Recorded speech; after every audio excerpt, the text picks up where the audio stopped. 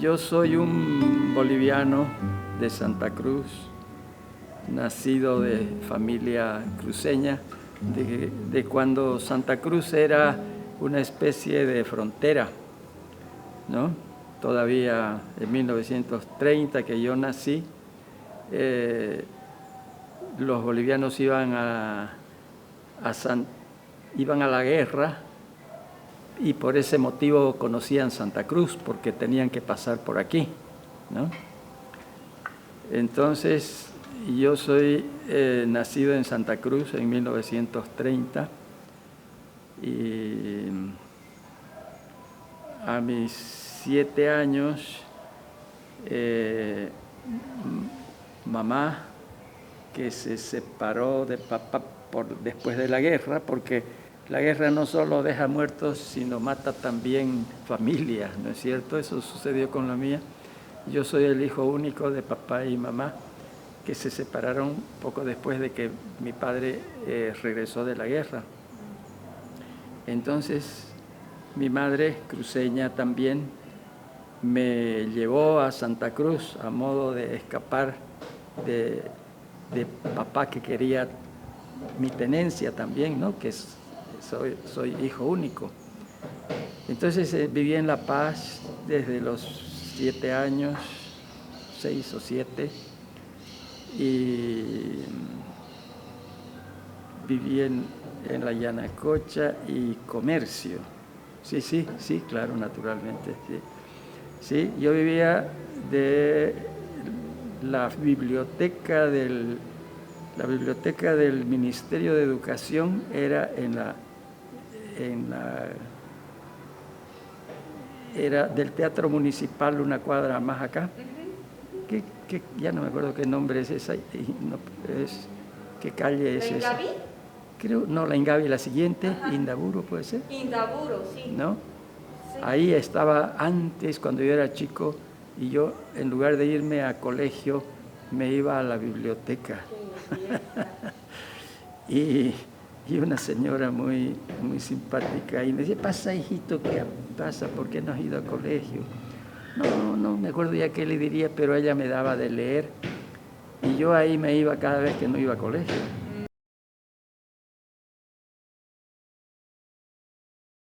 Yo, después de hacer mi primera exposición en La Paz, puede haber sido el 53, me fui al Brasil a ver la Bienal de San Pablo. Y entonces en San Pablo me estuve, creo que casi un año entero, porque aquella Bienal era fantástica, había pintura y arte de todo el mundo. Y entonces hice muchos amigos allá. Fui unos meses alumno libre de la Escuela de Bellas Artes, porque yo soy autodidacta, ¿no? Cuando yo quise entrar a la Escuela de Bellas Artes en La Paz, juzgué que no era... vi que los muchachos estaban fumando y tomando su cafecito mientras pintaban, ¿no? Entonces dije: esto no es para mí. Yo estaba muy seriamente metido en la idea de que tenía que pintar, ¿no? Entonces, bueno, me fui al campo solo durante casi 9 meses. Estuve vagando por el campo y ahí tuve la oportunidad de conocer en primer lugar a los indígenas que no conocía, ¿no? Nada más conocía a los pongos en las casas de mis amigos en La Paz, pero no había estado nunca con los indígenas en el altiplano, en el lago y los alrededores, como estuve. Entonces, toda mi primera exposición data de mi vagabundeo por el altiplano, el lago y sus alrededores, ¿no? fue muy marcador para mí porque era el año de la reforma agraria y entonces el campo estaba muy subvertido, ¿no? Y cuando yo les dije que me iba al campo a pintar, me dijeron, pero no seas loco, el campo pues, te van a matar porque ahí están matando a los hacendados, nadie puede ir por allá. Pero bueno, yo me fui nomás y la impresión que tuve fue totalmente diferente, ¿no? Como me veían pintar, entonces hice amigos en el campo, fue una linda experiencia para mí conocer al indígena en su terreno, haciendo sus labores, sus trabajos, en su casa, dormía en sus casitas, ¿no? Comía lo que ellos comían, fue hermoso. Bueno, después de hacer esa exposición, entonces me fui al Brasil y te decía que por unos meses fui alumno libre. Y fue muy bonito también porque ahí conocí a muchos otros pintores y estudiantes. Y sobre todo en la Bienal también había conocido a muchos pintores brasileños y todos ellos nos hicimos muy amigos, sobre todo con una escuela de grabadores que había en San Pablo, muy importante. Y todos estos amigos grabadores me obsequiaron sus obras. Entonces yo tenía como 70 grabados de pintores brasileños. Entonces yo dije, yo tengo que exhibir esto en Bolivia. Entonces yo me volví. Bueno, antes te cuento que me encontré casualmente uno de los muchachos era ayudante de Portinari, un gran pintor y muralista. Yo pregunté a Portinari, ¿no? Le dije, mire, yo quiero ser muralista, quiero pintar murales, porque vi algunos murales que había hecho Portinari en el Ministerio de Educación. Qué bien, me dijo, está muy bien, pero anda a hacer los murales a tu país, porque allí es donde tienes que hacerlos, ¿no? Entonces ese fue un consejo que seguí al pie de la letra. Entonces me volví y aproveché para mostrar todos estos grabados brasileños. Hice entonces un viaje por Santa Cruz, Sucre, Potosí, La Paz, Cochabamba, Oruro, con esa exposición de grabados. Y cuando llegué a Sucre, ahí conocí a Jorge Gil y Maná, a Solón Romero, así que inmediatamente nos hicimos muy buenos amigos y allá ellos estaban pintando en la universidad. Walter estaba haciendo un mural para la universidad y Gil y Jorge le estaban ayudando, de modo que inmediatamente me uní a ellos, ¿no? Y después de que terminé la exposición en La Paz, conseguí que me dieran unas horitas de profesor de dibujo en Sucre, que me alcanzaban lo justo para pagar mi alojamiento, y estaba feliz porque ya estaba haciendo lo que yo quería. Y entonces ahí comencé a pintar murales con el Grupo Anteo. Era muy interesante el Grupo Anteo, que no eran solamente muralistas, no éramos solo los pintores, sino también habían historiadores, poetas, varios amigos poetas e historiadores. Un tiempo me alojé en casa de César Chávez Taborga, gran maestro, y bueno, fue una linda temporada de unos 3 años en que trabajamos mucho, trabajamos febrilmente, hicimos algunos murales y decidimos hacer una gira internacional. Entonces, con Gil, en ese momento Walter no podía porque creo que tenía una beca para irse a la India, algo así, y Jorge estaba casándose, algo por el estilo, ya no me acuerdo bien. Pero la hicimos Gil y yo con pintura de todo el grupo. Hicimos una exposición, primero hicimos una gira dentro del país y después hicimos una gira internacional. Y eso nos llevó a varios países, ¿no? Hasta Venezuela, donde en Venezuela tuvimos la suerte de formar parte, nos invitaron a formar parte del plantel que iba a fundar la Escuela de Bellas Artes de la Universidad de los Andes, en Mérida, que fue una experiencia muy linda para nosotros. Y de esa manera es que desde ahí ya en Venezuela nos despedimos con Gil y yo me quedé en Lima para realizar mi primer mural en el Sindicato de la Construcción Civil. Es el año 59, porque ahí me acuerdo que el 60, el 13 de enero, me casé con Adita en Lima. Con Anteo fueron 54, 55, 56, 57 parte, ¿no?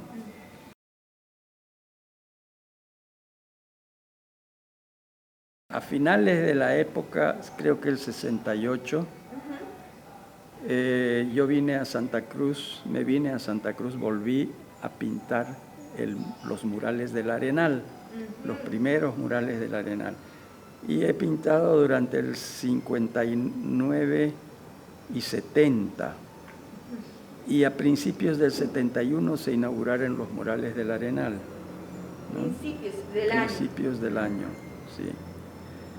Son los primeros que yo hice en relieves cerámicos policromados y vidriados.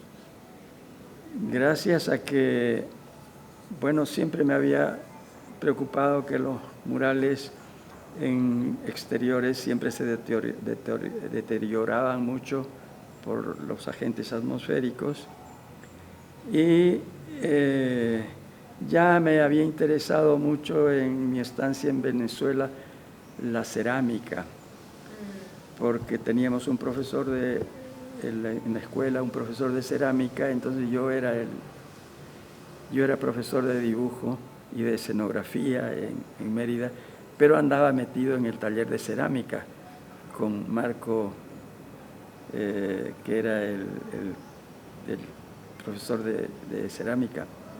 Entonces cuando yo volví, estaba siempre con la idea de utilizar la cerámica. Y cuando llegué a Lima, después de que terminé este trabajo en el Sindicato de la Construcción Civil, que era una piroxilina, una pintura grande, más de 100 metros cuadrados. Jorge Imaná también pintó al lado otra parte. Se trataba queríamos reproducir la historia de el movimiento obrero en Perú. No me acuerdo cómo era es la historia de la libertad, creo es la. Entonces yo pinté las primeras épocas, la revuelta de Tupac Amaru y otras en Perú, y Jorge pintó el trabajo de José Carlos Mariátegui y las organizaciones obreras.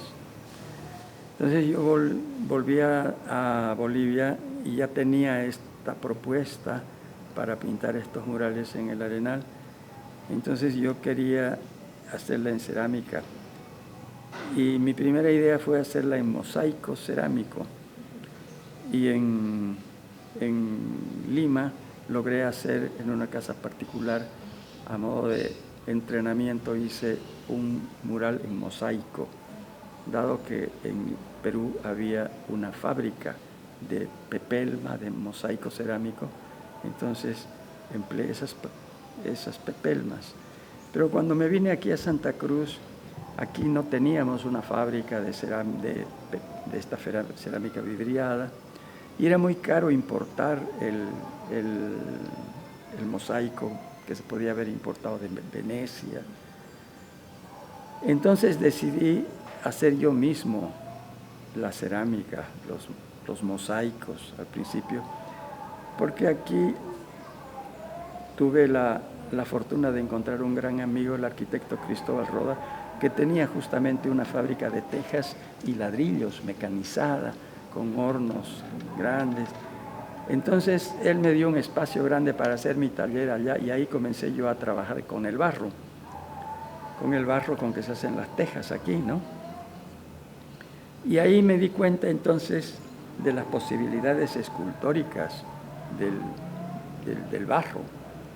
Y trabajando, empeñándonos en hacer pepelmitas cuadraditas, al final me di cuenta que más directo era ir directamente al barro con lo que yo quería hacer. Y así entonces nacieron los relieves cerámicos que hago.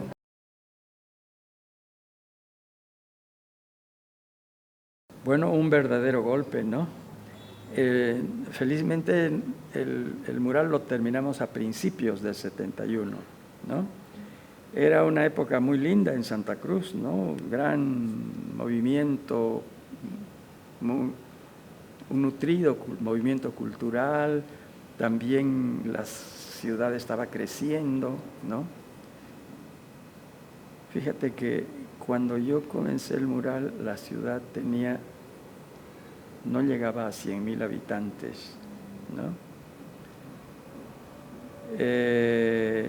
Ahora va por los 2,5 millones, ¿no? Un crecimiento realmente explosivo.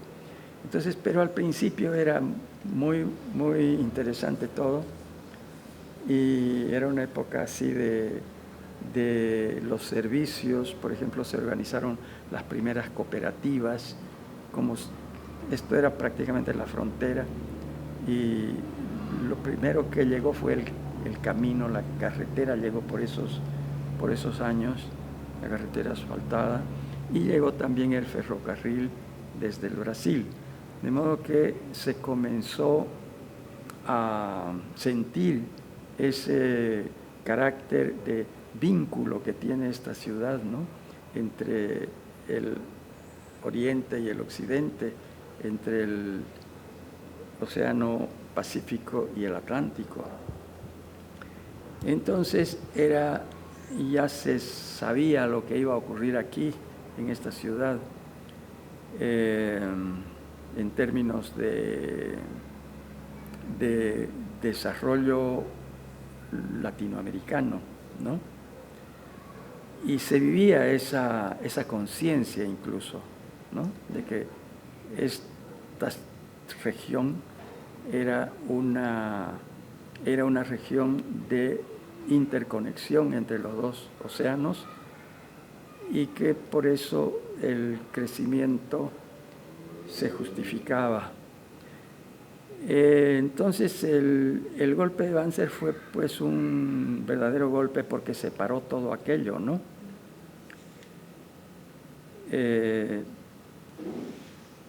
Ustedes recordarán que por ese tiempo se puso en práctica el Plan Cóndor, ¿no? Y entonces el imperio comenzó, no sé si comenzó, pero continuó, más bien arreció su trabajo subterráneo para desestabilizar estos países latinoamericanos. Y todos conocemos que fue una seguidilla de golpes de Estado que en este tiempo, después de no sé cuántos años, estamos otra vez en plan de salir. De modo que hay desde el 70 hasta el siglo XXI, en nuestro país como en América Latina, tenemos una colisión en el 52 comenzó en Bolivia una clarinada en el sentido de que gobiernos populares iban a reconquistar los recursos naturales del país. Y entonces, en esa década del 70,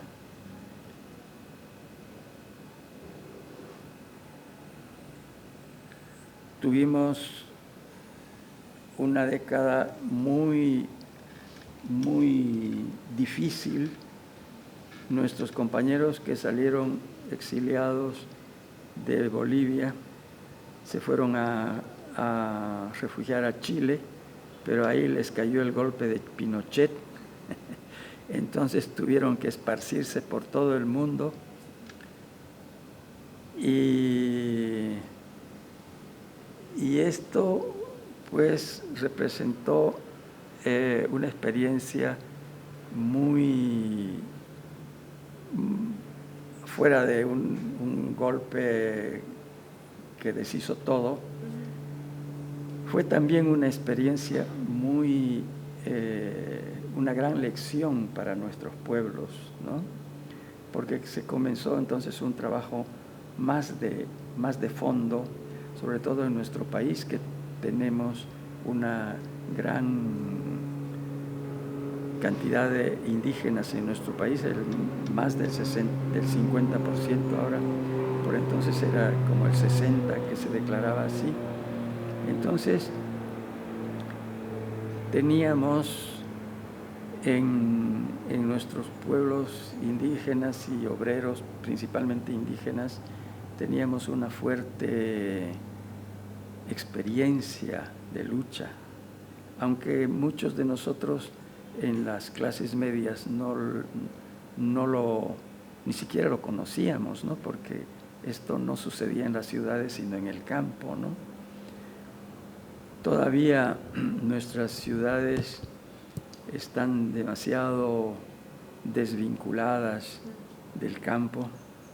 Ahora cada vez menos, pero todavía, como en todo el mundo, hay un desfase tremendo entre la ciudad y el campo, que es justamente lo que hace que nuestro mundo de estos años esté en peligro, ¿no? Más que nunca ahora estamos conscientes de que esta industrialización loca a la que nos ha llevado el coloniaje es un asesinato de nuestra madre tierra, para decirlo en términos que conocemos. Pero esto ocurre en todos los países y en todo el mundo.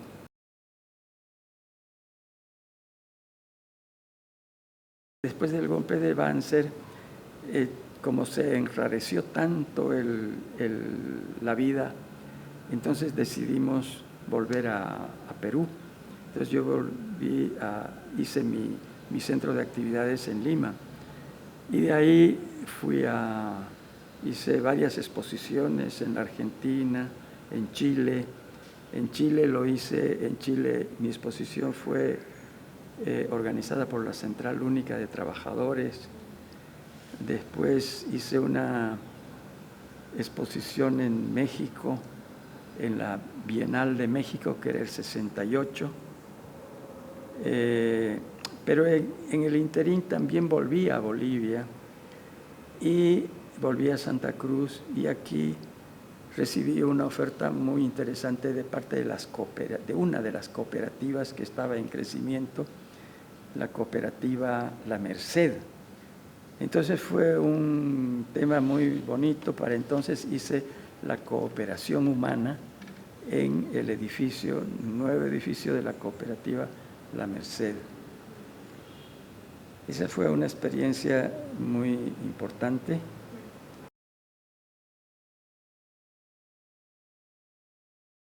Después de la cooperación humana, me dices tú ahí, ¿cuál otro? Te cuento que uno se pone a trabajar y yo no me olvido de los años y todo, ¿no? No, entiendo perfectamente.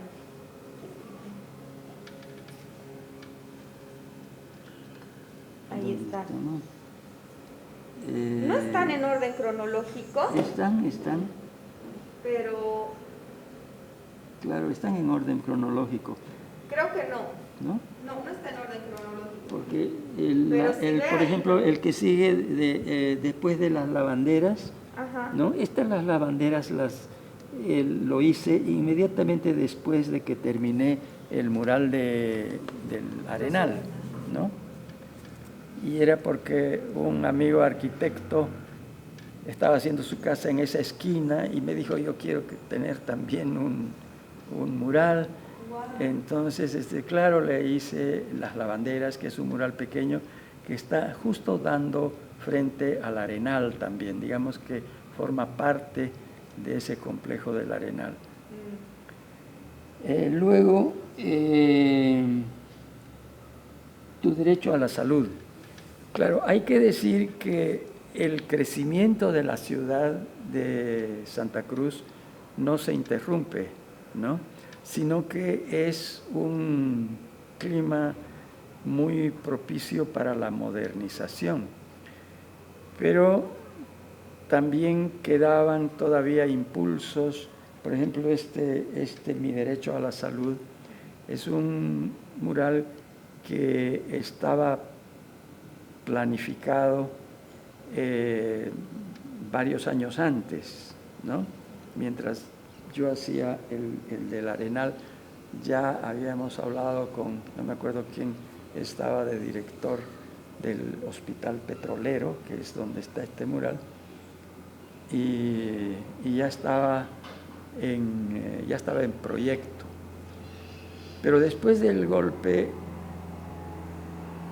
hubo un espacio en el cual se aprobaron el proyecto, ¿no? No me acuerdo quién estaba de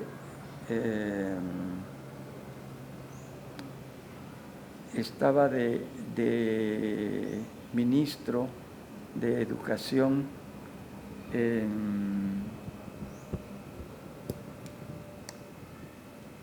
ya se me ha ido el nombre en este momento, me voy a... No sé, pero bueno, se aprobó. Más bien. Se aprobó, sí, pero era una cosa antigua. Entonces todo el criterio y cómo está hecho responde a eso, ¿no? Que la salud es un derecho.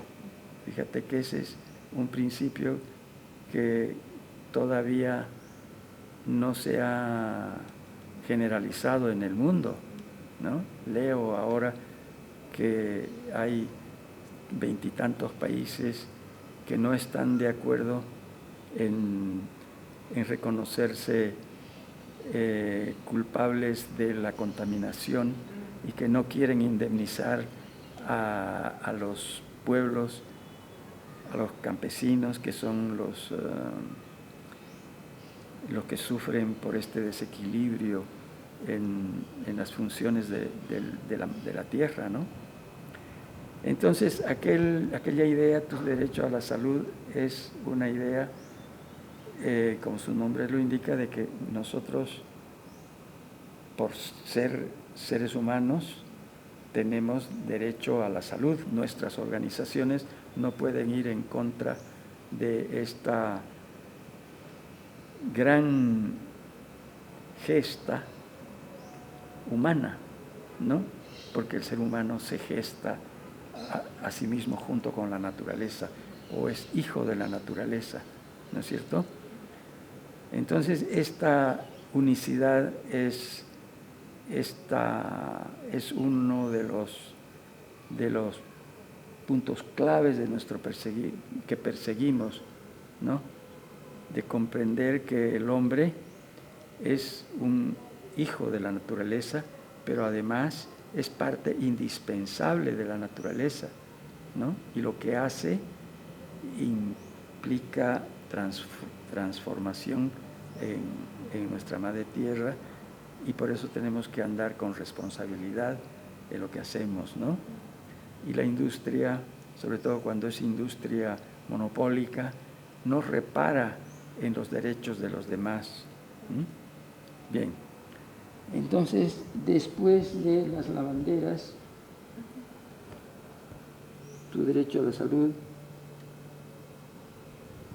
Allá viene el homenaje al maestro.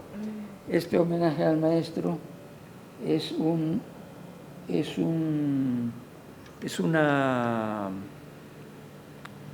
idea de los propios alumnos del colegio alemán, que fue secundada después por una profesora que promovió esto y que consiguió los fondos para hacer este mural, que es un homenaje al maestro por un lado, y por el otro lado tiene una cita que dice eduquemos para la vida, que es una cita de un gran educador, ¿no?, que define el sentido de la educación, que todavía no lo hemos sobre todo en nuestras universidades, todavía no se acaba de entender que tenemos que educar para la vida, ¿no? Pero para la vida nuestra, de nuestro pueblo, ¿no?, primero. Bueno, todavía seguimos pensando en que tenemos que educar para esta ciencia que promueve máquina guerrera, ¿no? Porque nuestra educación todavía continúa siendo en gran parte, no en todo. Tenemos avances importantes en la educación, pero todavía tenemos terribles falencias, ¿no? Lo digo que en nuestras universidades porque yo también he tratado de trabajar con la universidad y trabajo con nuestra universidad, pero es tremendamente difícil porque está todo organizado de una manera que sea difícil hacer algo siguiendo nuestros propios criterios, ¿no? Bueno, entonces esa es la historia de los años 70, Cóndor y Jaguar. Ajá. Ya, este es un mural que hice en mi casa, allá cuando viví en Equipetrol, ¿no? Es un mural también, un relieve cerámico que está en el jardín con puerta a la calle, ¿no? Y también da la casualidad que en estos tiempos de crecimiento de Santa Cruz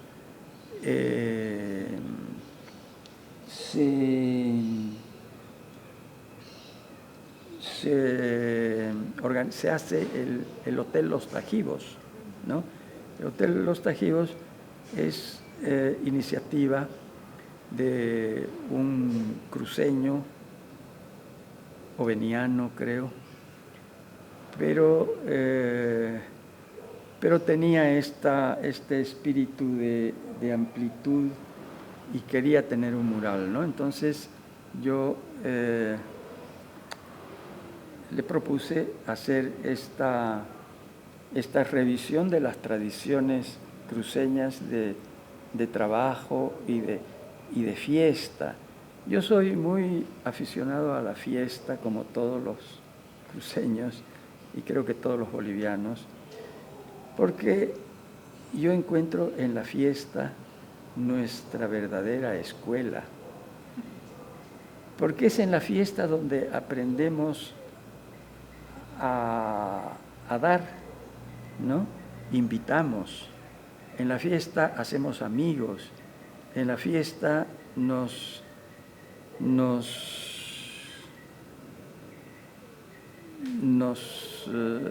alegramos, buscamos la unión entre los seres humanos, ¿no es cierto? Esa es la gran escuela, porque después la escuela, como la hemos sufrido, nos encierra en aulas, nos pone números, nos hace pelear entre nosotros quién es primero, quién es segundo, ¿no? Nada de eso es la fiesta. En la fiesta todos trabajan y todos son uno, ¿no es cierto? Fíjate esa gran diferencia. Tenemos en nuestra tradición todo lo necesario para hacer una escuela para la vida, pero estamos imitando una concepción de la educación de los colonizadores que la hacen para colonizarlos, ¿no? Es decir, para hacer que nosotros no descubramos nuestros propios valores, sino que seamos sigamos apegados a los valores de ellos, ¿no? De los colonizadores. Entonces, es, como verás, una cuestión muy sutil, pero que nos atañe y nos llega a todos. Y por eso es que todavía hay escritores aquí, pensadores, que dicen con mucha razón que la descolonización es toda una tarea. Es una tarea porque implica todas las facetas de la vida, no solamente la producción, sino incluso cómo vemos el mundo y para qué, ¿no? Entonces, creo que en la siguiente sigue habiendo algunos otros murales de los 70. Nuestra tradición alfarera. Este fue un mural en la fábrica, que está todavía en la fábrica de cerámica de mi amigo Cristóbal Roda, ¿no? Entonces, eso es. Y luego viene, Cristo viene del trigo, también es bien interesante. Cristo viene del trigo. Sí, es muy interesante. Mientras yo estaba haciendo el mural del Arenal, había un cura que se paraba a mirar, ¿no? Y un día se me acerca y me dice, mire, maestro, me dice, yo soy el padre Atanasio. Yo quisiera que usted me haga un mural en la iglesia. Claro, le digo, ¿cómo no?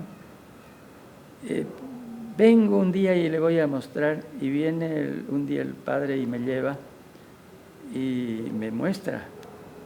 Pero la iglesia no era todavía más que un campo raso donde estaban plantando los primeros pilotes, ¿no? Wow. Aquí, me dicen, ¿no? Y bueno, y está pues muy bien, pero bueno, está bien que usted se acuerde con anticipación porque así lo hacemos.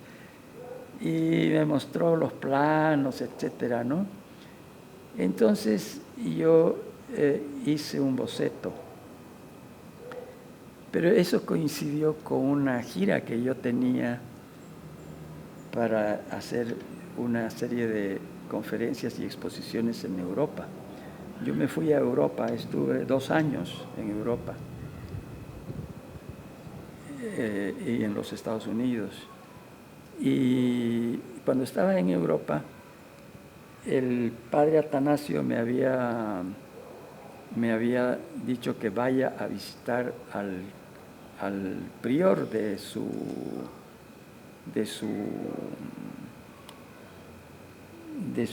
iglesia, ¿no? De su convento, que era en Francia. Bueno, cuando yo estaba en Francia me acordé y me fui a buscar a este caballero, justamente en la ciudad de Colonia, hermosa ciudad, Alemania. En esta hermosa ciudad de Colonia, Köln, como le dicen en alemán, está la catedral de Colonia, que es un fantástico monumento. Yo estaba mirando todo aquello y me acordé. Y ahí, en la espalda de la catedral de Colonia, está la iglesia, el prior de esta, ¿cómo se dice? ¿De la catedral? No de la catedral, sino de los padres, pues, de los curas que se forman, del convento, el prior del convento. Entonces visité al prior del convento y el prior del convento, cuando le mostré el boceto y todo, se entusiasmó. Así que él dio la orden y el dinero gran parte para que se construya este mural, ¿no? Y fue interesante porque el mural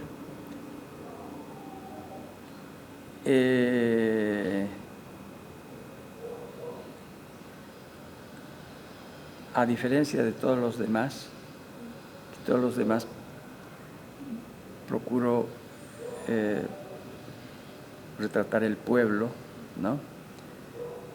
Entonces aquí me puse a pensar en lo que es la figura de este Salvador de los hombres, que viene del trigo, porque se significa a sí mismo en una hostia de trigo, ¿no? Y por eso entonces me puse a pensar en el ser humano como compendium de todo esto, de la vida en la tierra, ¿no? No compendia todo, pero gran parte. Y entonces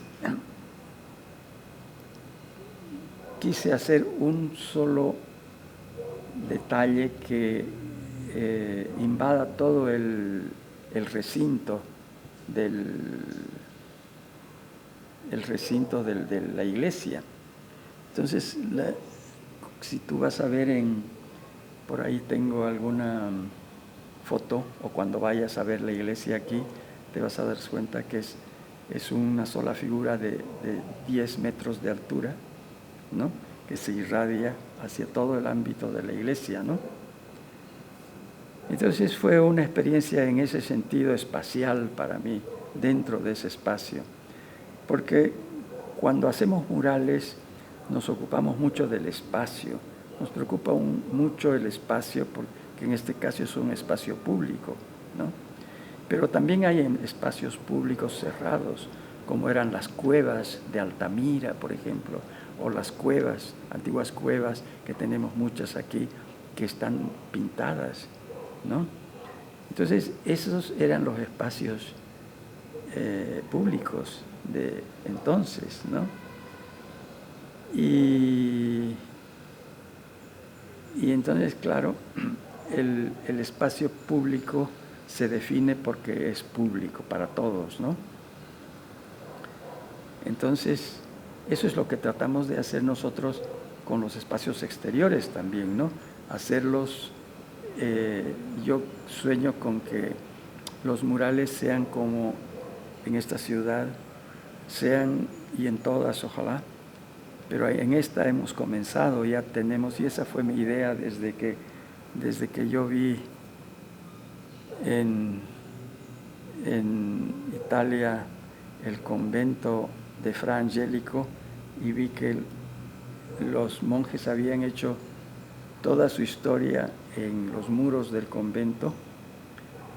Entonces me di cuenta de que la reunión de todas esas obras en ese convento atraía a la gente, ¿no? Iban a ver uno tras otro estas obras de arte, y entonces están dejando su mensaje, ¿no?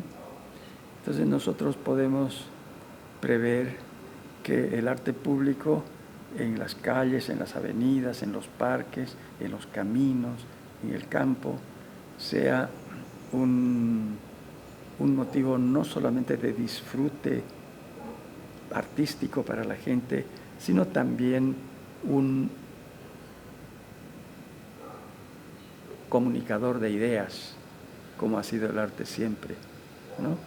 Un comunicador de educación para la vida. Esa es la labor del arte público. Y eso es lo que quiero seguir haciendo. Y quiero, en este libro que estoy escribiendo con ayuda de mi amigo Fernando Valdivia, quiero mostrar esta experiencia para que se tome en serio esto de que nuestros espacios públicos son los espacios del futuro, ¿no? Porque esta civilización que se está extinguiendo mientras nace una nueva, nos está mostrando que la acumulación de recursos, la acumulación de todo en una minoría es suicida. Solamente la entrega, solamente la coparticipación, solamente lo público puede justificar esta gran herencia que nos dejan los seres humanos a través de los miles, tal vez millones de años en que nos venimos formando junto con los demás seres de la naturaleza, ¿no? Entonces, esa es la tarea de los artistas, pero no solamente de los artistas, porque dentro de cada uno de nosotros hay un artista. Esa ya me decía un amigo pintor mexicano, me decía, en náhuatl, en el pueblo náhuatl, ¿no?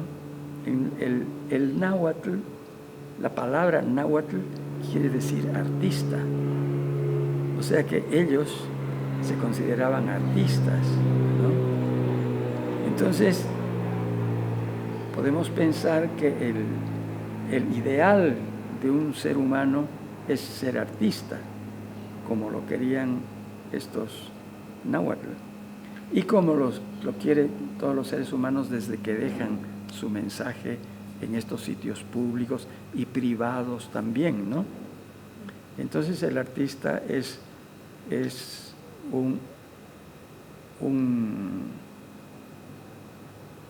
artista es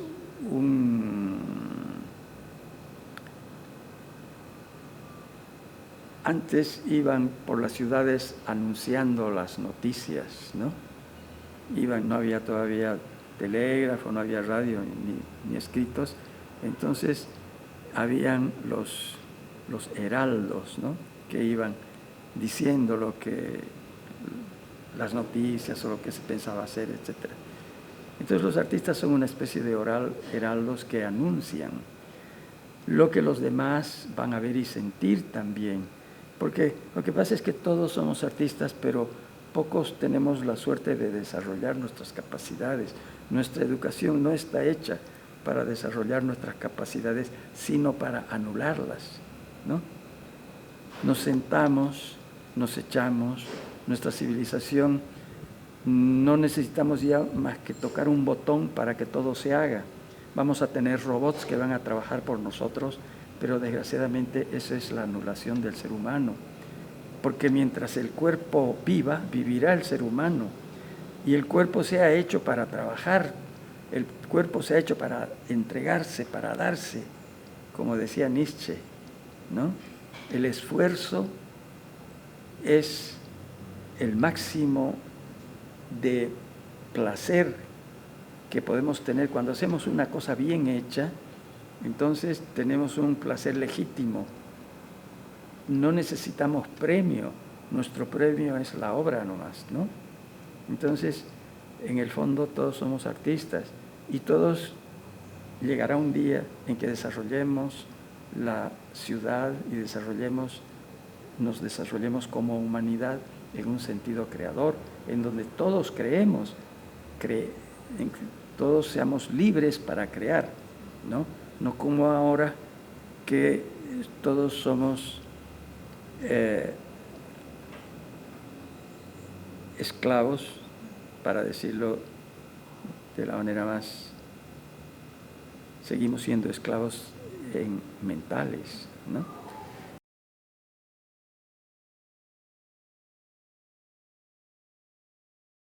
Eso ocurre desde principios de la historia humana, ¿no? Y evidentemente también murales míos han sido destruidos, dañados, incluso el Arenal voló con una explosión que al final no sabemos si ha sido intencional o ha sido accidental. ¿Ah, sí? ¿Cuándo más o menos han tratado de esta explosión en el Arenal? En el 2010. ¡Wow! 2010 voló el Arenal. Aquí hay una foto viendo este mural, este libro, vas a encontrar una foto de esa explosión, de lo que queda del Arenal, ¿no? Entonces todo eso se ha reconstruido, lo hemos reconstruido, ¿no? Eso ocurre siempre, ¿no? Yo, claro, yo entiendo muy bien lo que le ha ocurrido a Walter, porque Walter vivía en La Paz. Allá era un clima totalmente opresivo, ¿no? Pero aquí en Santa Cruz era un clima un poco diferente, ¿no? Es un clima un poco diferente por todo, ¿no? Porque la geografía es diferente, todo es diferente aquí. Somos el mismo país, pero felizmente Bolivia es uno de los países que en el mundo tiene más pisos ecológicos.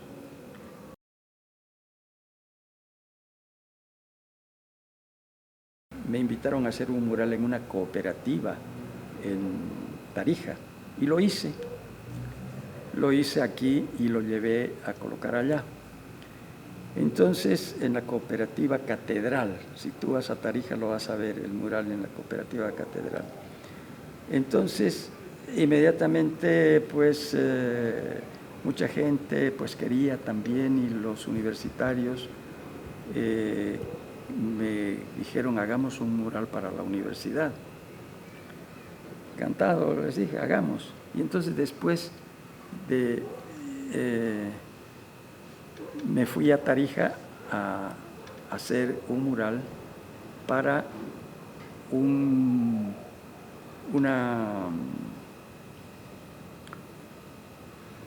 local nuevo que estaban haciendo un poco en las afueras, que iba a ser una facultad de algo que ya no me acuerdo, y entonces ahí iba a ser el mural, iba a hacer un mural en el frontis, ¿no? Y yo me fui a realizarlo porque quería realizarlo con los alumnos, ¿no? Para que quede allá la semilla. Y comenzamos a trabajar, preparamos los papeles para los muros, etcétera, y en eso fue el golpe. Entonces, uno de los muchachos que formaba parte del equipo del mural era a su vez un trabajador y era secretario de Cultura, me parece, de la Central Obrera Departamental. Y era donde yo me alojaba, en la casa de él. Entonces, un día de esos, yo que volvía del trabajo a la casa a las 12, encontré un montón de soldados en la calle, ¿no? Y llegué a la esquina de la casa y me dice un hombre, me dice, no vaya por allá, me dice, porque han ido a tomarlo preso al muchacho en cuya casa yo me alojaba. No recuerdo su nombre en este momento. Bueno, entonces yo ya no fui a la casa, sino me fui a refugiar a casa de otros amigos, ¿no? Ahí en Tarija. Aquí en Santa Cruz habían ido a buscarme a mi casa y estaba Adita, mi esposa, ¿no? Y lo buscaban a mi hijo también, no sé por qué, porque teníamos una revista aquí nosotros, ¿no? Que se llamaba Debate, que se publicaba en el tiempo de Banzer.